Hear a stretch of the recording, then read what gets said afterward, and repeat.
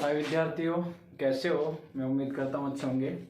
देखिए, आज के टॉपिक में हम लेके आए हैं भारत में खनिज, लोहा, अयस्क। देखिए, सबसे पहले हम खनिजों के बारे में समझते हैं कि खनिज क्या होते हैं, खनिज किन्हें कहते हैं या खनिज क्या होते हैं।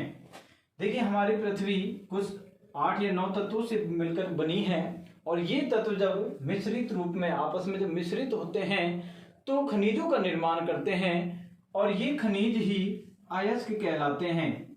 अयस्क यानी कहने का मतलब यह है कि खनिजों का जो मिश्रण होता है वो मिश्रण अयस्क कहलाता है। अयस्क तो जब बहुत सारे खनिज आपस में मिल जाते हैं तो अयस्क बनता है और अयस्कों के मिश्रण से मुख्य रूप से शैल बनती है, यानी चट्टानें बनती हैं। तो इस प्रकार से हमें इन अयस्कों के माध्यम से और चट्टानों के माध्यम से खनिज प्राप्त होते हैं। यानी खनिजों का मुख्य जो स्रोत है वो शैल होती है, चट्टानें होती हैं। तो चट्टानें मुख्य रूप से खनिजों का स्रोत होती हैं।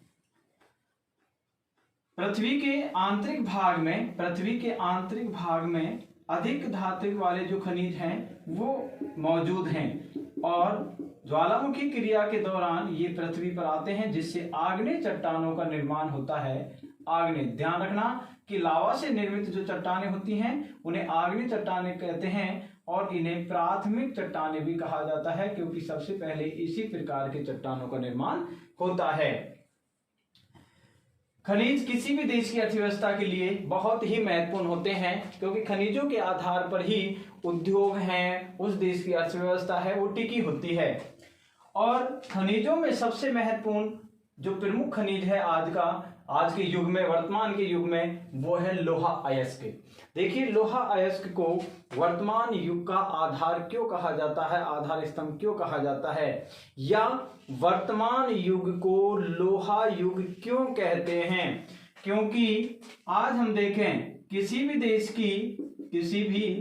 देश की जो अर्थव्यवस्था है उस अर्थव्यवस्था के जितने भी क्षेत्रक या सेक्टर होते हैं, जैसे कृषि है, उद्योग है, ठीक है, निर्माण कार्य हैं, इन सभी सेक्टरों में लोहे का उपयोग सर्वाधिक किया जाता है। हम कृषि यंत्रों की बात करें, हम उद्योगों में निर्मित वस्तुओं की बात करें, हम यातायात के साधनों की बात करें, हम निर्माण कार्यों की बात करें, सभी कार्यों में एक छोटी सुई से लेकर के, एक छोटी कील से लेकर के और एक विशालकाय जहाज का भी निर्माण में लोहा अयस्क यानी लोहे का उपयोग किया जाता है।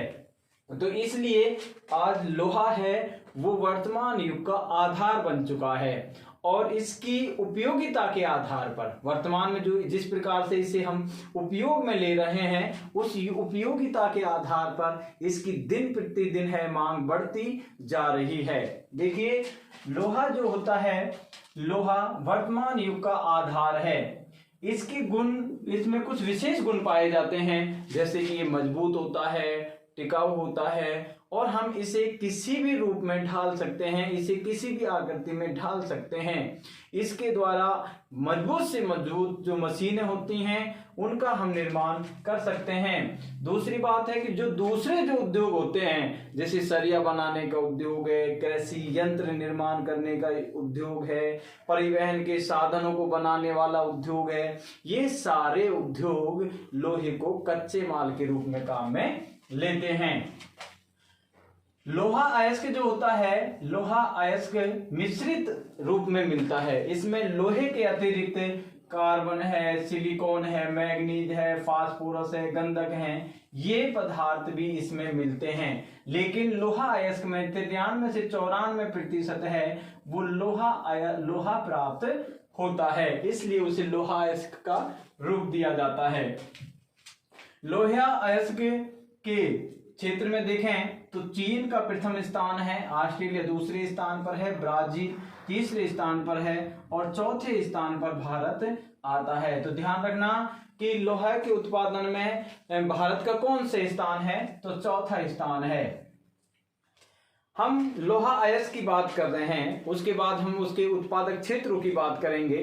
तो भारत और विश्व में मुख्य रूप से लोहे के उत्पादन की बात करें तो लोहांश के आधार पर, यानी लोहा अयस्क में लोहे की मात्रा के आधार पर इन्हें 4 भागों में बांटा है। कितने भागों में बांटा है? 4 भागों में बांटा है। ये 4 प्रकार का लोहा अयस्क है। क्यों? किसके आधार पर? लोहा अंश। लोहांश का मतलब है कि लोहे की मात्रा, यानी देखिए कई प्रकार का जो अयस्क होता है वो किसी में लोहे की मात्रा अधिक होती है, किसी में अशुद्धियां अधिक होती हैं, इसलिए उसके 4 कैटेगरी बन गई हैं। सबसे पहले हम बात करते हैं लोहा अयस्क में आता है मैग्नेटाइट। कौन सा आता है? मैग्नेटाइट लोहा अयस्क।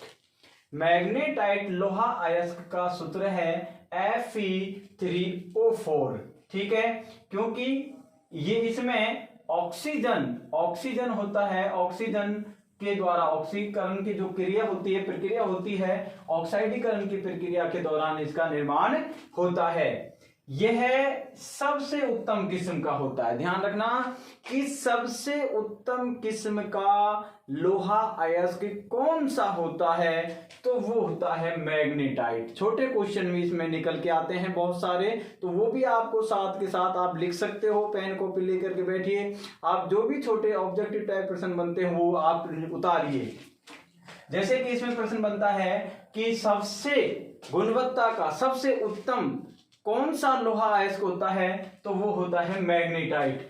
क्यों होता है? इसे सबसे उत्तम किस्म का लोहा अयस्क क्यों कहते हैं? उसका कारण है कि इसमें लोहांश की जो मात्रा होती है वो 72% या इससे भी अधिक हो सकती है। तो कहने मतलब है कि इसमें अशुद्धियां कम हैं और लोहे की मात्रा अधिक है, इसलिए इसे सबसे उत्तम किस्म का लोहा अयस्क कहा जाता है। अब इसमें इसके निर्माण में ऑक्सीजन और लोहांश, लोहा, इन दोनों की मात्रा अधिक होती है, इसलिए इसका रंग जो होता है, इसका रंग काला होता है, गहरा काला पाया जाता है। क्यों पाया जाता है? क्योंकि इसमें लोहे की मात्रा अत्यधिक होती है। अब हम बात करें कि मैग्नेटाइट किस्म का जो लोहा होता है वो कौन सी चट्टानों में पाया जाता है? तो मैग्नेटाइट किस्म का जो लोहा अयस्क होता है वो आग्नेय चट्टानों में पाया जाता है। ध्यान रखना कि आग्नेय चट्टानों में। क्यों? क्योंकि आग्नेय ही वो चट्टान है जो पृथ्वी के केंद्र से आए हुए दुर्लभता जो मंडल परत है पृथ्वी के अंदर, वो परपटी के नीचे दुर्लभता मंडल जो परत है, उस वहां से जो लावा बाहर आता है, मैग्मा जो बाहर आता है, उस मैग्मा के जमने से, उस लावा के ठंडे हो जाने से आग्नेय शैल बनती हैं। क्योंकि पृथ्वी के केंद्र में जब विभेदन प्रक्रिया हुई थी पृथ्वी में, तो उस विभेदीकरण प्रक्रिया के दौरान क्या हुआ कि अधिक घनत्व वाले पदार्थ पृथ्वी के केंद्र में चले गए और कम घनत्व वाले पदार्थ हैं वो पृथ्वी के बाहर आ गए। इसलिए लोहे का घनत्व कैसा होता है? अधिक होता है, और इस कारण से यह पृथ्वी के केंद्र में है। तो हमें ये प्राप्त कैसे होता है? फिर हमें इसे प्राप्त होने का मुख्य कारण है कि ज्वालामुखी क्रियाओं से जो लावा बाहर आता है, उस लावा के ठंडे होने से आग्नेय चट्टानों का निर्माण होता है, और आग्नेय ही चट्टानें मैग्नेटाइट लोहा अयस्क का मुख्य स्रोत है।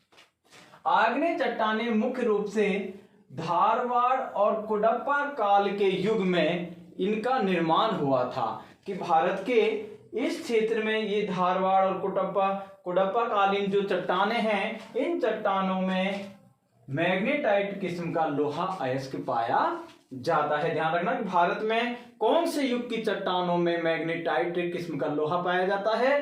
तो आपको सीधा सा उत्तर लिखना है, धारवाड़ और कुडप्पा कालीन युग की चट्टानों में मैग्नेटाइट किस्म का लोहा अयस्क पाया जाता है। भारत की एक संस्था है यूएनएफसी, जो कि सर्वेक्षण का कार्य करती है, भंडारण का निरीक्षण करती है। तो उसकी रिपोर्ट के अनुसार 2015 में भारत में कुल मैग्नेटाइट जो संसाधन है, मैग्नेटाइट अयस्क के जो भंडार हैं वो 1,97,890 लाख टन हैं, जिनमें से 530 लाख टन आरक्षित हैं, जो भंडारित हैं। अब हम बात करते हैं कि मैग्नेटाइट किस्म का जो लोहा अयस्क है वो भारत के किन क्षेत्रों से प्राप्त होता है या किन क्षेत्रों में आरक्षित है या उसके भंडार मौजूद हैं। तो हम देखें, हमें सबसे पहले ये देखना है कि धारवाड़ और कुडप्पा काल की जो चट्टानें हैं, क्योंकि हम पढ़ चुके हैं धारवाड़ और कुडप्पा काल की चट्टानों में ये पाई जाती हैं, तो ये जो चट्टानें हैं भारत के दक्षिणी भारत में सबसे अधिक, ये दक्षिणी भारत का जो देखिए लाल कलर से मैंने जो चिन्हित कर रखा है ये मैग्नेटाइट किस्म के लोहा अयस्क के क्षेत्र हैं, और ब्लैक कलर से जो मैंने चिन्हित कर रखे हैं ये हेमेटाइट किस्म के लोहा अयस्क के क्षेत्र हैं। तो यहां पर हम देखें तो दक्षिणी भारत में जो मैग्नेटाइट किस्म का लोहा अयस्क है वो सर्वाधिक पाया जाता है। अगर हम देखें इसके राज्यों के अनुसार, अगर हम इसके क्षेत्रों की बात करें तो कर्नाटक जो राज्य है, कर्नाटक राज्य में भारत का 72% यानी भारत में जितना भी मैग्नेटाइट लोहा अयस्क प्राप्त होता है उसमें से 72% मैग्नेटाइट जो लोहा अयस्क है वो कर्नाटक राज्य से, यहां पर देखिए कर्नाटक का ये जो क्षेत्र है, कर्नाटक के इस क्षेत्र से मैग्नेटाइट किस्म का लोहा अयस्क सर्वाधिक प्राप्त होता है। कर्नाटक में कुंद्रेमुख है, बेलारी है, इन क्षेत्रों में इसकी खांदे मौजूद हैं, यानी इन क्षेत्रों में ये संचित है। दूसरे क्षेत्र में हम देखें तमिलनाडु, जो कि कर्नाटक के ही पास स्थित है। तमिलनाडु में यह 5% है और इसमें तिरुचिरापल्ली और सलेम नामक जो ये क्षेत्र हैं, ये जिले हैं दोनों, यहां पर इसकी खांदे मौजूद हैं। तो ध्यान रखना तमिलनाडु राज्य में 5% है, लेकिन तिरुचिरापल्ली और सलेम में इसका उत्पादन अधिक होता है। इसके बाद हम राजस्थान में देखें तो राजस्थान में भी 6% जो मैग्नेटाइट लोहा अयस्क है वो प्राप्त होता है। आंध्र प्रदेश में भी 13% इसके आरक्षित भंडार हैं। इसके अतिरिक्त हम देखें केरल के कोझिकोड में, ये केरल राज्य है और इसके कोझिकोड जो क्षेत्र है, कोझिकोड में भी मैग्नेटाइट किस्म का लोहा अयस्क प्राप्त होता है। इसके अतिरिक्त कुछ गौण क्षेत्र हैं, छोटे क्षेत्र हैं, जैसे गोवा है, असम है, महाराष्ट्र है, नागालैंड है और झारखंड है। यहां पर देखें तो गोवा राज्य और महाराष्ट्र का रत्नागिरी जो क्षेत्र है, ये दोनों क्षेत्र, ये एक पेटी है, गोवा महाराष्ट्र की पेटी है और इस पेटी में भी मैग्नेटाइट किस्म का लोहा अयस्क प्राप्त होता है। तो ध्यान रखना यहां पर क्षेत्रों की भी अगर बात आती है तो क्षेत्र आपको सीधे से दक्षिणी भारत पर ही नजर रखना है। अगर मैग्नेटाइट किस्म का लोहा अयस्क के बारे में अगर वो पूछता है तो हमें कहां ध्यान रखना है, दक्षिणी भारत के जो राज्य हैं जिनमें कर्नाटक है, तमिलनाडु है, आंध्र प्रदेश है, महाराष्ट्र है, गोवा है, केरल है, इन सभी राज्यों में मैग्नेटाइट किस्म के लोहा अयस्क पाया जाता है। तो इस प्रकार से ये सारी जो चीजें हैं हमें मैग्नेटाइट के अंतर्गत लिखनी होती हैं। अब हम दूसरा जो प्रकार है लोहा अयस्क का वो है हेमेटाइट। कौन सा है? हेमेटाइट। ये भी ऑक्सीजन या ऑक्साइड जो प्रक्रिया है उसके अकॉर्डिंग निर्मित होता है। इसका भी सूत्र है Fe2O3। ये सूत्र भी आप लिख लेना, क्योंकि ये सूत्र भी कई बार ऑब्जेक्टिव टाइम में पूछे जा सकते हैं कि हेमेटाइट का सूत्र क्या है, मैग्नेटाइट का सूत्र क्या है। तो देखिए इसे लाल रक्त भी कहा जाता है। ग्रीक भाषा का ये शब्द है हेमेटाइट, ग्रीक भाषा का शब्द है हेमेटाइट और हेमेटाइट का अर्थ होता है लाल रक्त, यानी लाल रक्त। वो लाल रक्त इसलिए इसे कहा जाता है क्योंकि इसका जो रंग होता है वो लाल होता है। हेमेटाइट किस्म का जो लोहा अयस्क होता है उसका रंग लाल से गेरुआ जो होता है, गेरू जो होती है पहले जिसका उपयोग रंगोली बनाने में किया जाता था, वो तो गेरुआ जैसा होता है। देखो ये भी उत्तम किस्म का है, इसे हम घटिया किस्म का नहीं कह सकते, क्योंकि जिसमें 50 है 60 70 तक जो अगर धातु प्राप्त हो रही है जिस अयस्क से, वो उत्तम किस्म का अयस्क माना जाता है। तो इसमें हेमेटाइट लोहा अयस्क से भी लोहांश की जो मात्रा है 50 से 70% के मध्य प्राप्त होती है। यानी मैग्नेटाइट जैसा ही है, बस इसमें थोड़ी सी अशुद्धियां हैं, वो अधिक पाई जाती हैं, इसमें अशुद्धियां कम पाई जाती हैं।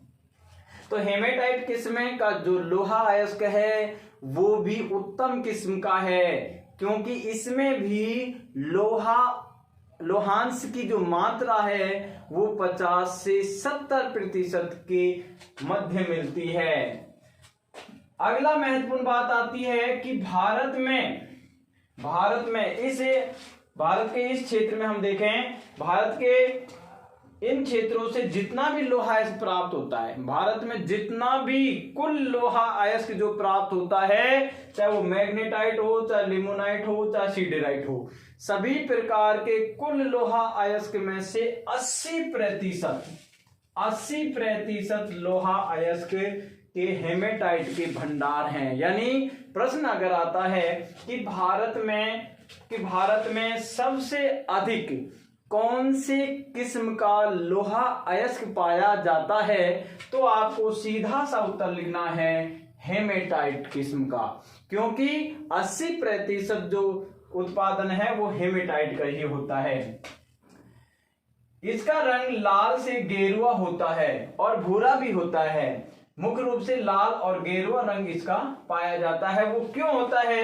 क्योंकि ऑक्सीजन के मिलने से बनने के कारण इसमें ऑक्सीजन जब मिल जाती है तो इसका रंग लाल हो जाता है, इसलिए इसे लोहे का ऑक्साइड भी कहते हैं। लोहे का ऑक्साइड होना यानी लोहे से ऑक्सीजन का मिश्रण होना, अर्थात लोहे का ऑक्साइड भी इसे कहा जाता है। यूएनएफसी के अनुसार, यूएनएफसी जो है के अनुसार 2015 की जो रिपोर्ट है उसमें कुल भंडारण है इसके 2,24,870 लाख टन, यानी ये भारत में सर्वाधिक मात्रा में पाया जाता है। इस 2,24,870 लाख टन में से 24% जो भंडार हैं वो आरक्षित हैं, जबकि 76% हैं वो संसाधन श्रेणी में हैं, जिन्हें हम काम में ले रहे हैं। अब हम इसकी बात करें, क्षेत्र की बात करते हैं, तो देखिए क्षेत्रों में मैग्नेटाइट है दक्षिणी भारत में, और ध्यान रखना हेमेटाइट में है वो है अपने उत्तर पूर्वी ये जो क्षेत्र है यहां पर हम सीधी सी बात लिख सकते हैं। अगर क्षेत्र की बात आए हेमेटाइट की, तो छोटा नागपुर का पठारी क्षेत्र जो है,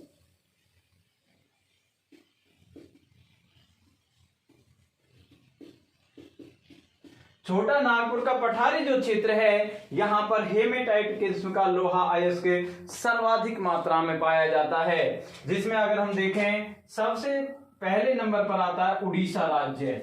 यहां पर उड़ीसा राज्य है, ये उड़ीसा राज्य है, और इस उड़ीसा राज्य के उत्तरी क्षेत्र में, उत्तर पूर्वी ये जो क्षेत्र है, यहां पर उड़ीसा राज्य के यहां पर 3 जिले हैं, मयूरभंज, सुंदरगढ़ और केंदुझर।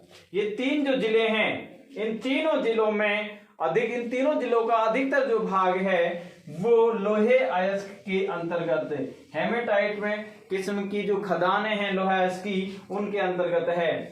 तो 34% यानी देश का कुल हेमेटाइट जो लोहा अयस्क प्राप्त होता है देश में, उसका 34% लोहा अयस्क, हेमेटाइट किस्म का लोहा अयस्क है, वो उड़ीसा राज्य में स्थित है। तो उड़ीसा है वो हेमेटाइट में प्रथम स्थान पर है, और कर्नाटक है वो मैग्नेटाइट किस्म के लोहा अयस्क में प्रथम स्थान पर है।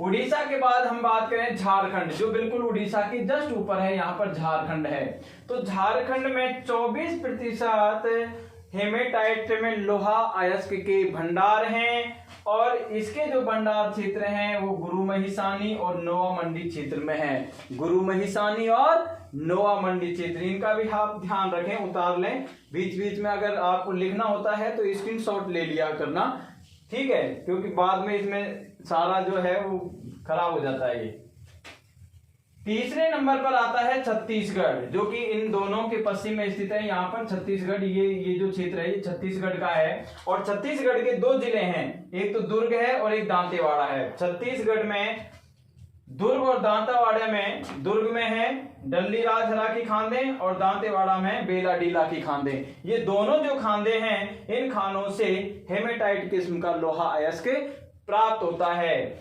और छत्तीसगढ़ में लगभग 22% देश का 22% हेमेटाइट किस्म का लोहा अयस्क के भंडार उपलब्ध हैं। चौथे स्थान पर देखो मैग्नेटाइट के अलावा यहाँ हेमेटाइट के भंडार भी मिलते हैं कर्नाटक में। वापस कर्नाटक में आ जाते हैं हम, दक्षिणी राज्य है और कर्नाटक में हेमेटाइट किस्म का भी लोहा अयस्क 11% पाया जाता है। कितना प्रतिशत? 11%। इसमें कुंद्रेमुख में कुछ खांदे हैं, बाबा बुदन की पहाड़ियां हैं चिकमंगलूर उसमें जिले में, तो ये सारी जो खांदे हैं ये भी हेमेटाइट लोहे अयस्क की हैं। इसके अतिरिक्त गोवा में 5% है, गोवा में यहाँ पर मैग्नेटाइट किस्म का भी है। इसके अतिरिक्त हम असम की बात करें, मध्य प्रदेश की बात करें, राजस्थान की बात करें, बिहार की बात करें, नागालैंड की बात करें, वहां पर भी हेमेटाइट किस्म के लोहा अयस्क के विशाल भंडार पाए जाते हैं। तो ये दोनों जो लोहा अयस्क हैं इनका विशेष ध्यान रखना, मैग्नेटाइट और हेमेटाइट। अगला प्रकार आता है लोहांश की दृष्टि से, अगला प्रकार आता है लिमोनाइट। देखिए इन दोनों में ऑक्सीजन का प्रमुख निर्माण में ऑक्सीजन की भूमिका थी, लेकिन क्या होता है लिमोनाइट, लिमोनाइट जो है, लिमोनाइट में यहां पर जल का मिश्रण हो जाता है, जल का जिसे हम कहते हैं हाइड्रेटेड, जिसमें यहां पर ऑक्सीजन, देखिए हाइड्रेटेड आयरन ऑक्साइड, इसे हाइड्रेटेड आयरन ऑक्साइड भी कहा जाता है क्योंकि इसमें ऑक्सीजन, जल और लोहा इन तीनों के मिश्रण से इसका निर्माण होता है। इसका निर्माण कैसे होता है? देखो अभी हमने एक बात पढ़ी कि आग्नेय शैल जो होती हैं वो खनिजों का प्रमुख स्रोत होती हैं, लोहे का भी। अब तो यहां पर ये कैसे आ गया? तो देखिए सभी प्रकार की जो चट्टानें होती हैं, चाहे वो आग्नेय हो, चाहे वो अवसादी हो, चाहे वो रूपांतरित हो, यानी इन तीनों प्रकार की जो चट्टानों में क्या होता है, अनाच्छादन प्रक्रिया, जो बाह्य जो प्रक्रिया होती हैं जैसे अपर्दन है, अपघटन है, ये सारी प्रक्रियाएं शुरू हो जाती हैं और ये अपने स्थान से कट कर नदियों के साथ, पानी के साथ प्रवाहित होते रहते हैं और वो धीरे धीरे परतों के रूप में जमा होते रहते हैं। जब वो परतों के रूप में निक्षेपण के द्वारा ये जमते रहते हैं, तब ये दबाव के कारण धीरे धीरे धीरे चट्टानों का रूप ले लेते हैं और इस प्रकार की चट्टानों को हम अवसादी चट्टानें कहते हैं। किस प्रकार की चट्टानें कहते हैं? अवसादी चट्टानें।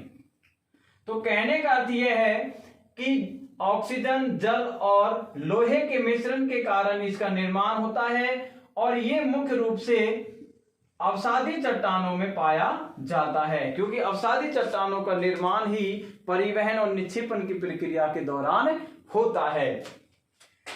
इसमें जल का योजन हो जाता है, जल का मिश्रण आ जाता है, इसलिए ये जो अयस्क है उसका रंग पीला हो पाया जाता है। ये लोहा अयस्क, ध्यान रखना, लिमोनाइट जो लोहा अयस्क है उसका रंग पीला होता है। वो इसलिए होता है कि ऑक्सीजन और लोहा के साथ जब जल का मिश्रण हो जाता है तब उसका रंग बदल करके पीला हो जाता है।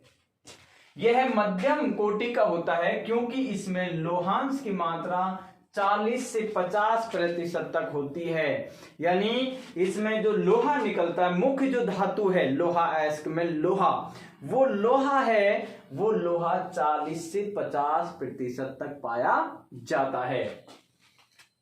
यह परतदार अवसादी चट्टानों में पाया जाता है। परतदार, देखिए जब कोई नदी बह के जाती है और इसके साथ नदी बह रही है और नदी के बहने के साथ साथ नदी चट्टानों का अपर्दन करती है और जहां पर ढाल कम होता है वहां उनका निक्षेपण करती है और एक परत जम जाती है और धीरे धीरे ये परतों के रूप में, जब भी हम खुदाई करते हैं तो हमें मिट्टी भी परतों के रूप में मिलती है, तो परतदार चट्टानों में मिलती है और वो चट्टानें कैसी हैं? अवसादी चट्टानें।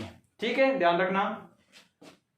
क्षेत्र, इस प्रकार की जो चट्टानें हैं या लिमोनाइट है, इसका मुख्य क्षेत्र है पश्चिमी बंगाल, क्योंकि इस क्षेत्र से नदियां जाती हैं, इस क्षेत्र से भी नदियां जाती हैं, इस क्षेत्र से भी नदियां जाती हैं, और इस राज्य में पश्चिम बंगाल जो राज्य है, यहाँ पर ये इन चट्टानों को काट करके और निक्षेपित करती रहती है, इसलिए ये पश्चिम बंगाल क्षेत्र में सर्वाधिक पाया जाता है।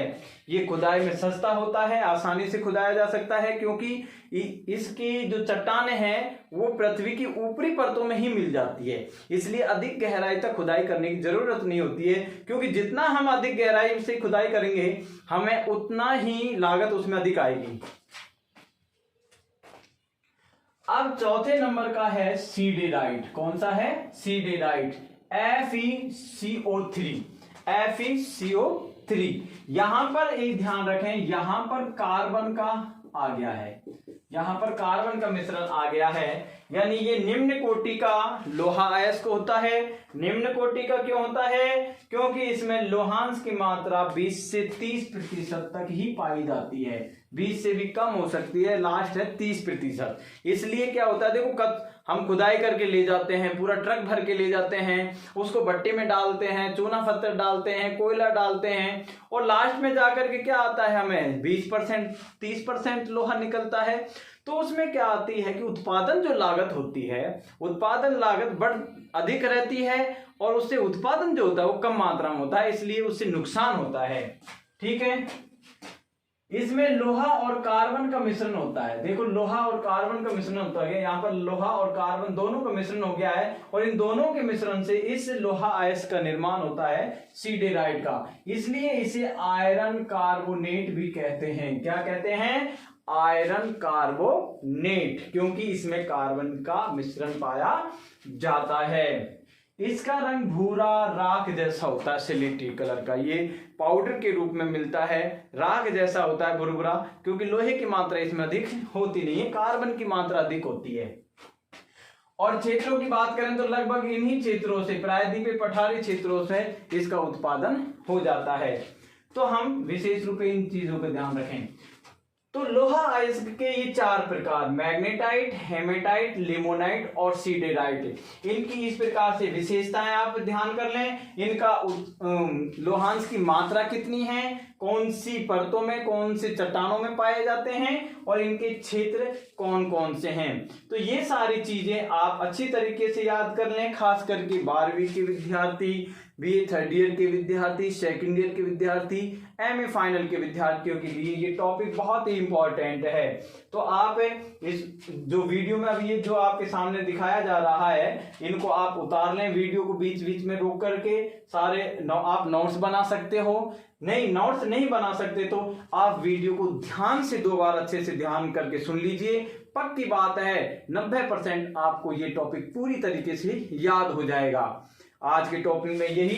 अगले टॉपिक में हम भारत के अंतर्गत जो भारत के जो ये राज्य हैं, इन राज्यों में इस लोहे अयस्क का उत्पादन कितना कितना होता है। देखो, लोहा अयस्क के प्रकार हो गए, अब हम बात करते हैं उत्पादन की, कि लोहा अयस्क का उत्पादन कौन कौन से राज्यों में कितनी कितनी मात्रा में किया जाता है, और कौन कौन सी खदानें लोहा अयस्क के लिए प्रसिद्ध हैं। तो आज के वीडियो में इतना ही। मैं उम्मीद करता हूं कि आज का ये टॉपिक आपको अच्छा समझ आया होगा, और आने वाले वीडियो को भी आप अच्छे से देखें, क्योंकि इस टॉपिक से ही जुड़ी हुई अगली वीडियो हमारी रहेगी, तभी पूरा ये खनिज वाला टॉपिक है वो आपको अच्छे से याद होगा। धन्यवाद। मैं उम्मीद करता हूं कि वीडियो को आगे से आगे शेयर करें, सब्सक्राइबर बढ़ाएं, जिससे कि हम आपके लिए और मेहनत कर सकें। जय हिंद, जय भारत।